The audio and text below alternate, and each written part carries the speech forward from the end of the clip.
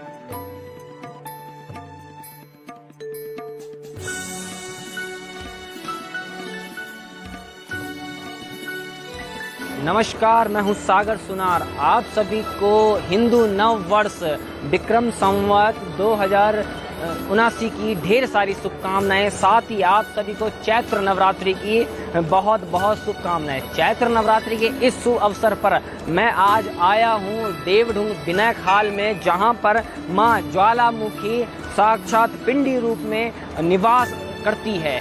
जैसा कि सभी लोगों को पता होगा कि माँ ज्वालामुखी का विनायक हाल में प्रतीकात्मक एक प्रतिमा है, लेकिन यहाँ पर जानकर पता लगा है कि कहीं न कहीं 16वीं शताब्दी में जो यहाँ पर पुजारी लोग रहते हैं, उनके पूर्वजों ने जहाँ माँ ज्वालामुखी की प्रतिमा रहती है, उसके नीचे एक वास्तविक पिंडी रूप में शक्ति को रख रखा है।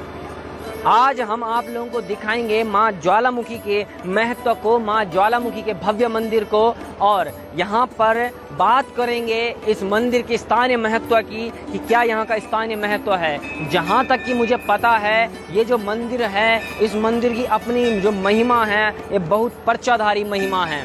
बताया जाता है कि तिसराड़ा गांव के जो भट्ट परिवार के जो वंशज हैं इनके साथ माँ ज्वालामुखी कांगड़ा हिमाचल से चलकर इस क्षेत्र में आई थी। सबसे पहले वो थाती बूढ़ा केदार के आगर में आई थी, जहाँ पर कि वो रुकी और वहाँ पर रुकने के बाद ही उस क्षेत्र को ज्वालामुखी का मायका कहा जाता है। और वहाँ पर आने के बाद माँ ने यह स्थान चुना और इस स्थान पर माँ इस स्थान के चारों ओर के आवरण को देखकर माँ मोहित हो गई और यहाँ पर ही उन्होंने अपना स्थान बना लिया।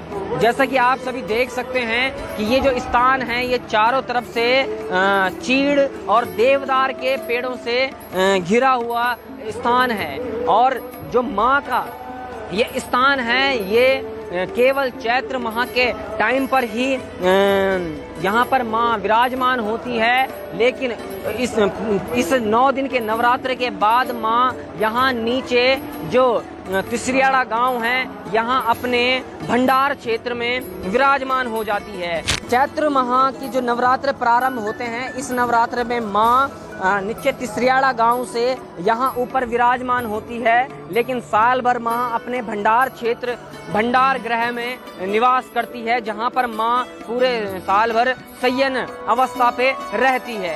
ये तिसरियाड़ा का मार्ग है। अभी यहाँ से माता अपने भंडार क्षेत्र से ऊपर आएगी और फिर यहाँ पर विराजमान होगी।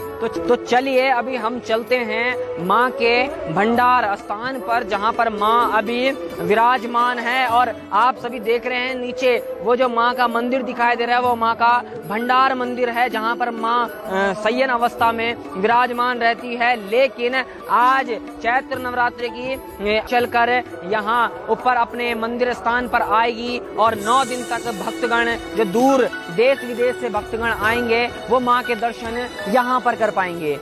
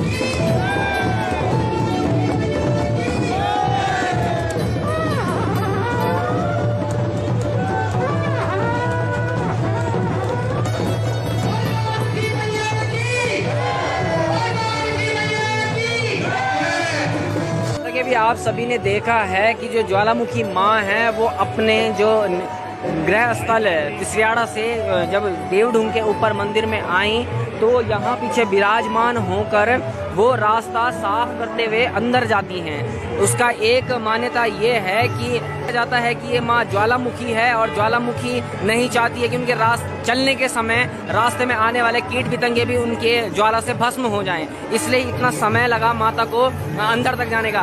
हम पट्टियों के मध्यस्थ में जो है देवढूंग स्थान है, ये माता का जो स्थान है, ये माता ने पहले जो है बूढ़ा केदार में आई, बूढ़ा केदार कुछ दिन रही, फिर उसके बाद जो है यहाँ बिना खाल तिसरियाड़ा गाँव में।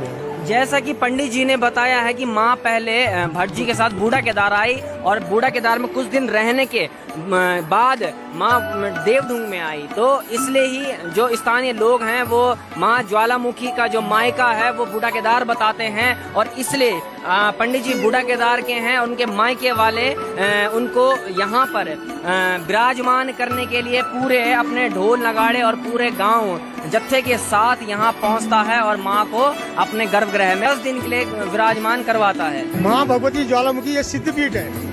माँ भगवती ज्वालामुखी, इनको किसी को पता नहीं कि ये कब कहाँ से कांगड़े से आई है। तो यहाँ पे भुजंगी भट्ट तिसरियाड़ा के रहने वाले हैं, वो उसके राहुल है। और औतरत राणा जी हैं, चंद्र सिंह राणा जी चाणक्य हैं और राणा परिवार से हैं। ये लोगों की शाखा किसी ने नहीं बताई कि वो कब यहाँ आए हैं और कब ये भगवती कब आई। ये जब वहाँ से चली, अकबर के टाइम की बात है, अकबर बादशाह ने वहाँ पे कुछ अत्याचार करने लगे, नदी लाई, जोत को जो है ना बुझाने का ये कार्य किया था उन्होंने। तो उस समय भगवती जो है ना उनके पुजारियों ने उस समय उसको अब गबरी में रह के अपनी फांसी बनाई और सीधा जो है ऊपर ही ऊपर उत्तरकाशी होके पता नहीं कहाँ से। अब ये सिर्फ एक दंत कथा है, हमें भी क्लियर पता नहीं। और ये आके आगर या बूढ़ा केदार में आगर नाम का गांव है और उस वहाँ पे एक पत्थर है, उस पत्थर के आड़ में भगवती थोड़ी देर के रुकी है। जो रावल था उसकी नजर यहाँ पे पड़ी तो उन्होंने उठाई वो अपना कि हम वहाँ बसेंगे, मगर नहीं बस पाई क्योंकि भगवती का तो मन वहाँ लग रहा था। तो उसके साथ शर्त हुई कि तू इस पत्थर में कुशल डाल और यदि ये पत्थर फटेगा तो मैं वहाँ बसूंगा, देव बिना डाल। तो जब उन्होंने वहाँ कुशल मारी है, वहाँ जो है ना पत्थर का 2 फाड़ हो रही है, अभी भी जा सकते हैं, 2 पीस हो रही है वहाँ पे। उसके बाद देव बिना काल में आई है। जैसा कि आप सभी ने सुना है कि जो ज्वालामुखी माँ है वो पर्चाधारी माँ है। इन्होंने पर्चा दिया है अपने क्षेत्रीय जनता को और क्षेत्रीय जनता ने इनमें अटूट विश्वास करके एक रुपए चंदा इकट्ठा करके इतना करोड़ों का भव्य मंदिर बनाया है। एक जानकारी लेते हैं यहाँ पर मंदिर के कोषाध्यक्ष जी से कि जो ये मंदिर है और मंदिर में बनाने में लगभग कितना समय लगा, कितनी लागत लगी और कितना मतलब लोगों का जो जन सहयोग रहा, ये मिला आप लोगों को? निर्माण कार्य में जो समय लगा है लगभग 4 साल लगे इस निर्माण कार्य में। और धीरे धीरे इसमें भी हम मंदिर का जो प्रांगण है उसको डेवलपमेंट कर ही रहे हैं और यहाँ पर भक्तों के द्वारा अपने जीवन की अमूल्य धनराशि दान की जाती है, जिसका हम हर समय यहाँ पर सदुपयोग करते हैं। जैसा कि आप लोगों ने देखा है कि ये मंदिर है, ये अपना आप में एक रमणीय मंदिर है, बहुत सुंदरता का ये एक भंडार है ये मंदिर। इस मंदिर में जो मंदिर समिति है इसको व्यक्तिगत रूप से मैं धन्यवाद करना चाहता हूँ कि इतने कम समय में इस मंदिर को इन्होंने इतना भव्य रूप दिया है।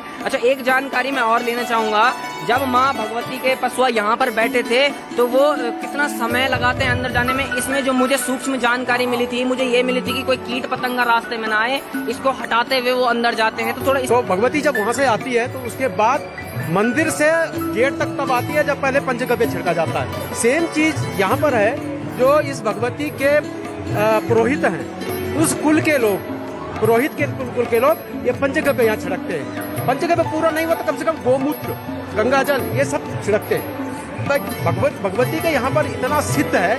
यहाँ अंदर जो मुख्य मंदिर है जो कि मूल स्वरूप में अभी भी है, मूल स्वरूप में है, जिसको हम गबरी कहते हैं। वहाँ हमारे जो पूर्वज हैं, मैं भी इसी कुल से हूँ, वो पूर्वजों ने एक यंत्र गाड़ा हुआ है। एक्चुअली ये तो प्रतीक है, जो अष्ट धातु की मूर्ति है, ये प्रतीक है, असली शक्ति वही गड़ी हुई है। मतलब हम ये कह सकते हैं कि जो ज्वालामुखी माँ है ये पिंडी रूप में यहाँ पर विराजमान है और जो हमें यहाँ पर दर्शन के लिए दिखाई देता है ये हमें प्रतीकात्मक रूप में दिखाई देता है। इसका मूल जो है ये ज्वालामुखी क्यों है कि जो भट्ट वंश के लोग हैं, जो पुजारी कुल के हैं, ये कर्नाटक से आए हुए हैं। वहाँ से हमारे वंशज वहाँ बसे हिमाचल में, जहाँ कांगड़ा है, और कांगड़ा से वही, क्योंकि वहाँ के जो पूर्वज हमारे हैं वो 4 धाम यात्रा पे जाना चाह रहे थे, तो ज्योति तो ला नहीं सकते थे, पैदल यात्रा थी, तो उन्होंने भगवती के रूप में, ज्वालामुखी के रूप में इस अष्ट धातु का मूर्ति का निर्माण किया और उसको अपनी पीठ में, जैसे आज हमारे रावल साहब लाए हैं, ऐसे ये अपनी पीठ में लाद के दोनों भाई और निकले थे। उसके बाद ये बहुत लंबी कथा है और यहाँ पर उनको रोक दिया, अगर भक्ति नहीं रोके तुम यहीं बस जाओ। तो तब से आदि करीबन लगभग 16वीं शताब्दी से यहाँ पर भगवती स्थापित है।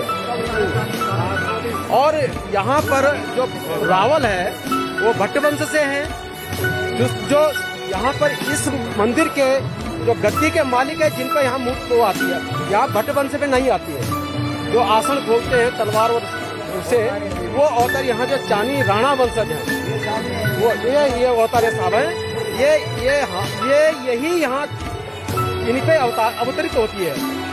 जहाँ नीचे आसन है, जहाँ उनका शयन कक्ष है, भगवती का यहाँ तो यात्रा रूप में आती है, शयन उनका पिछड़ाड़ा में है। जिसको हम भंडार नाम से कहते हैं। भंडार एक्चुअली ये हुआ था, पुजारी जी वहीं थे, सारा सामान वहीं रहता, तो भंडार मतलब स्टोर। तो वहीं पर एक स्थान भगवती का नियमित है, तो वहीं भगवती शयन करती है। फिर उनको जागृत किया जाता है जब यहाँ आते हैं। ज्वालामुखी माँ के जो हम दर्शन कर रहे हैं, इस दर्शन में हमें जानकारी के लिए अभी सेमवाल जी जुड़ गए हैं। हमें इस मंदिर के बारे में कुछ सूक्ष्म जानकारी सेमवाल जी भी देंगे। आइए बात करते हैं इनसे। जी सेमवाल जी। ऐसा है, ये सिद्धपीठ मंदिर है और यहाँ स्थानीय लोग माँ जगदम्बा से अपनी फरियाद लेके आते हैं। इस चैत्र बसंतकालीन नवरात्रि में सारे लोग जो हमारे विदेश में भी हैं और भारतवर्ष में भी कहीं भी हैं, इस समय हम लोग सब लोग यहाँ आ जाते हैं और एक पर्व, एक बसंतकालीन नवरात्रि में माँ भगवती के दर्शन करके अपने को धन्य मानते हैं। अभी हमारे साथ मंदिर समिति के अध्यक्ष जुड़ चुके हैं। मैं सबसे पहले अध्यक्ष जी और पूरे मंदिर समिति को बहुत बहुत धन्यवाद करना चाहता हूँ कि जिन्होंने इतने अल्प समय में इस मंदिर को इतना भव्य रूप दिया है। ऐसे हर मंदिर समितियाँ नहीं हैं जो कि अपने मंदिर के लिए इतना तन मन न्यौछावर कर रही है। इस मंदिर समिति को मैं व्यक्तिगत रूप से बहुत बहुत धन्यवाद देना चाहता हूं। हमारे साथ मंदिर समिति के अध्यक्ष श्री बचल सिंह रावत जी जुड़ चुके हैं। दो ज्वालामुखी मंदिर समिति के अध्यक्ष श्री बचल सिंह रावत जी जुड़ चुके हैं। हम इनसे मंदिर के बारे में कुछ सूक्ष्म जानकारी चाहेंगे। ये ज्वालामुखी मंदिर समिति, इसको बने हुए हमारे पास 39 साल हो गए हैं और 39 होने के बाद जो इसी प्रकार से जो है हमारे कार्यक्रम चलता है। और इसका श्रेय हमारे लक्ष्मी प्रसाद भट्ट जी, हमारे प्रमुख साहब जो जबर सिंह जी थे, जिन्होंने जो इसकी नींव डाली है, और राधा कृष्ण जी और हमारे जोशी जी, सत्य प्रसाद जोशी जी, ऐसे ही पुराने जो हमारे बीच में रहे हैं, इन्होंने जो है इस मंदिर की नींव डाली है। मैं उन्हें बहुत बहुत धन्यवाद देता हूँ और विशेषकर जो है जो हमारे स्वर्गवास हो गए हैं उनको जो श्रद्धांजलि अर्पित करता हूँ। हमारे ये मंदिर सब जनता के द्वारा बनाया गया है, इसमें जो है सरकारी पैसा कुछ नहीं है।